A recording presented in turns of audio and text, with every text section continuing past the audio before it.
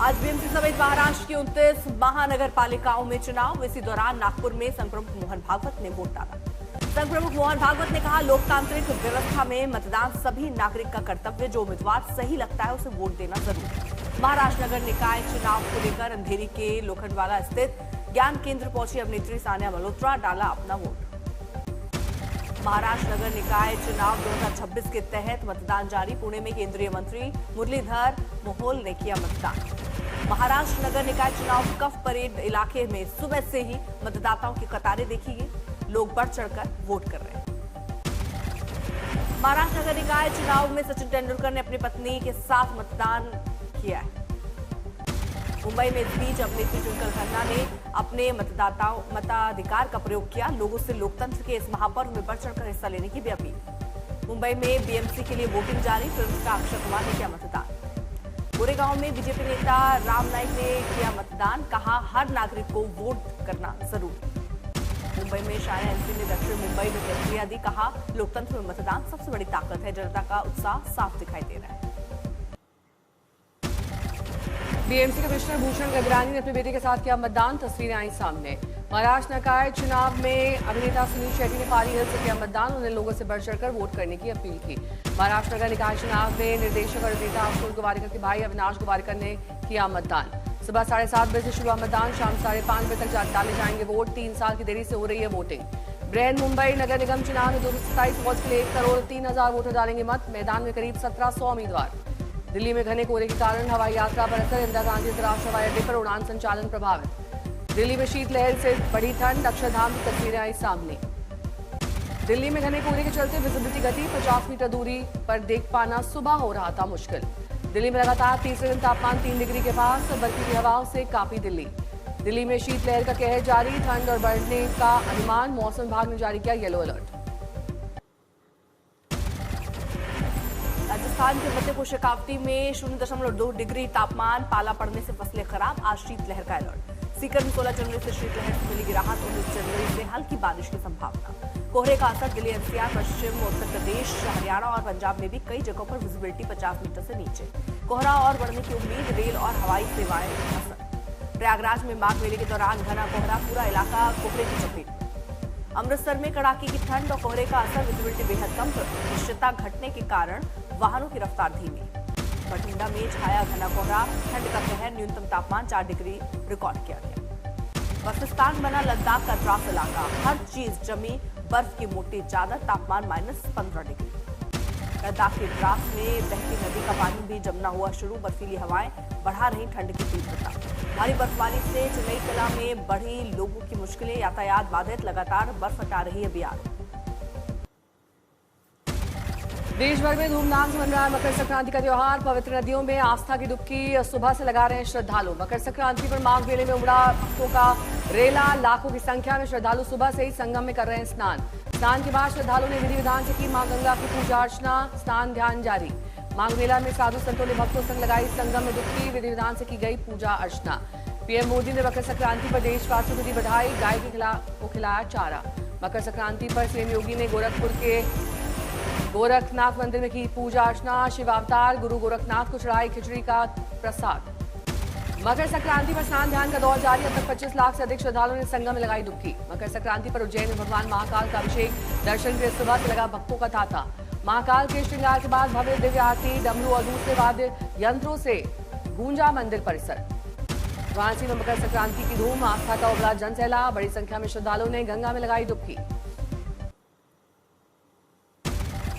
19 जनवरी को बीजेपी के राष्ट्रीय अध्यक्ष पद के लिए पर्चा भर सकते नितिन नवीन। 21 जनवरी तक हो सकता है नए अध्यक्ष का ऐलान। पार्टी सूत्रों की खबर। नितिन नवीन के प्रस्तावक होंगे प्रधानमंत्री मोदी, राजनाथ सिंह, अमित शाह। दिल्ली में बीजेपी मुख्यालय में होगी प्रक्रिया। बीजेपी शासित राज्यों के सभी मुख्यमंत्रियों को 19 से 22 जनवरी के बीच दिल्ली में बुलाया गया। अध्यक्ष पद के चुनाव के बाद नेताओं को संबोधित करेंगे प्रधानमंत्री। 23 जनवरी को चेन्नई के पास एनडीए की बड़ी रैली कर सकते प्रधानमंत्री मोदी। तमिलनाडु में बीजेपी के सभी सहयोगी दलों के नेता होंगे शामिल। तमिलनाडु में प्रधानमंत्री मोदी की रैली से पहले और भी दल एनडीए में हो सकते हैं शामिल। पीएमके के जुड़ने के बाद पहली प्रधानमंत्री की जनसभा। कोलकाता में सीबीआई की छापेमारी। बैंक फ्रॉड और करोड़ों के गबन मामले में 5 ठिकानों पर सर्च ऑपरेशन। कलकत्ता हाईकोर्ट को मिला नया chief justice. Justice Joy Paul ने संभाली जिम्मेदारी। आईपैक रेड मामले में सुप्रीम कोर्ट पहुंचा। ईडी ने बंगाल डीजीपी के निलंबन और शासनात्मक कार्रवाई की मांग की। चुनावी डेटा चोरी कर कल हुई हाईकोर्ट में जोरदार बहस के बाद टीएमसी की अर्जी खारिज। कलकत्ता हाईकोर्ट में टीएमसी की अर्जी खारिज। एएसजी ने ममता बनर्जी के वकील की दलील पर जताई आपत्ति। कहा ईडी मामले में टीएमसी तो पक्षकार नहीं।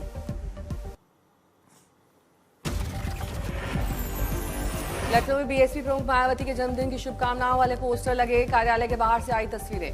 पूर्व मंत्री स्वामी प्रसाद मौर्य ने बहुजन समाज पार्टी की राष्ट्रीय अध्यक्ष मायावती को जन्मदिन की दी शुभकामनाएं। सूत्रों के हवाले से कल मौजूदा हालात और सुरक्षा वजह से सीएम भगवंत सिंह मान को नहीं मिली विदेशी दौरे की इजाजत। अंकिता भंडारी हत्याकांड पर उत्तराखंड के पुष्कर सिंह धामी ने उत्तरकाशी में कहा कुछ भ्रामक ऑडियो और वीडियो आने के बाद मैंने अंकिता के माता पिता से की मुलाकात। सीबीआई जांच का दिया भरोसा।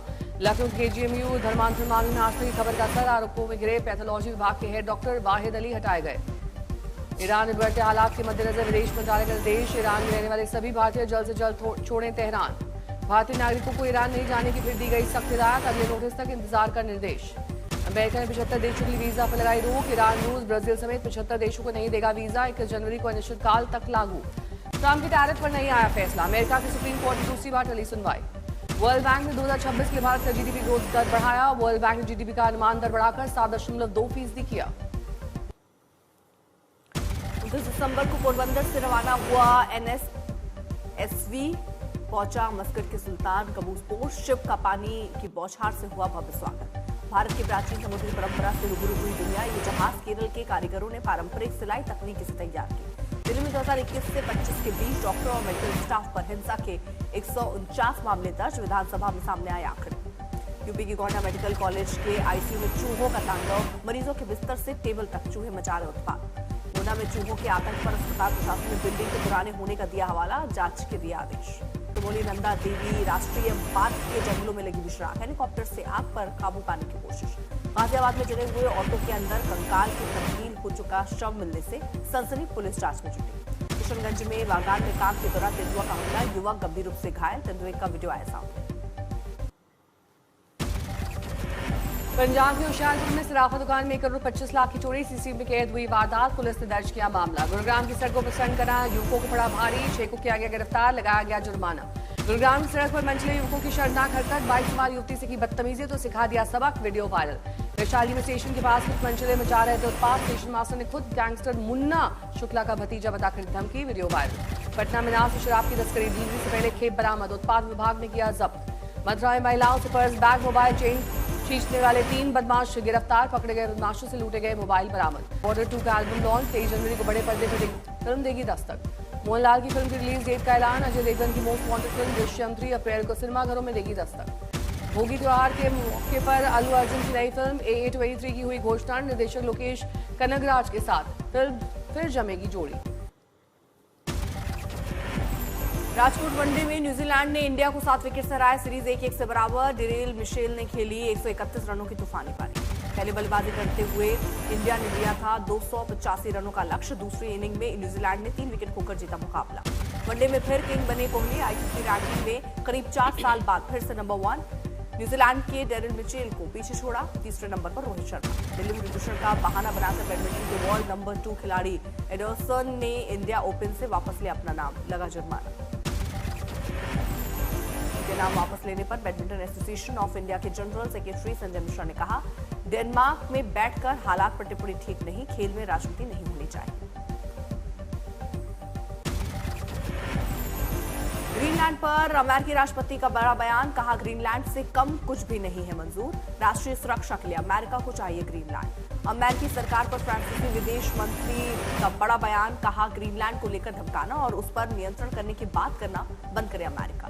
रूस ने ईरान की अंदरूनी राजनीति में बाहरी दखल की निंदा की। रूसी विदेश मंत्रालय ने कहा ईरान के खिलाफ अमेरिका द्वारा दी जा रही हमले की धमकियां नहीं है स्वीकार्य। ईरान को लेकर अमेरिका की तरफ से दी जा रही धमकियों पर चीन की सरकार ने जताई नाराजगी। चीनी सरकार ने कहा ईरान के आंतरिक मामलों में किसी का दखल स्वीकार नहीं।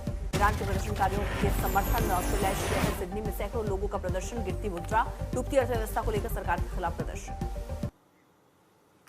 यूक्रेनी सेना ने रूस के दक्षिणी शहर रोस्टोव में किया भीषण ड्रोन हमला। एक रिहायशी इमारत बुरी तरह क्षतिग्रस्त। हमले की चपेट में आने से एक शख्स की मौत। रूस को लेकर पोलैंड राष्ट्रपति नावरोत्स्की ने कहा रूस के खतरे से निपटने में अमेरिकी राष्ट्रपति डोनाल्ड ट्रंप ही सबसे सक्षम नेता हैं। अमेरिका द्वारा वेनेजुएला पर किए गए हमले को लेकर रूस के विदेश मंत्री लावरोव ने जताई नाराजगी।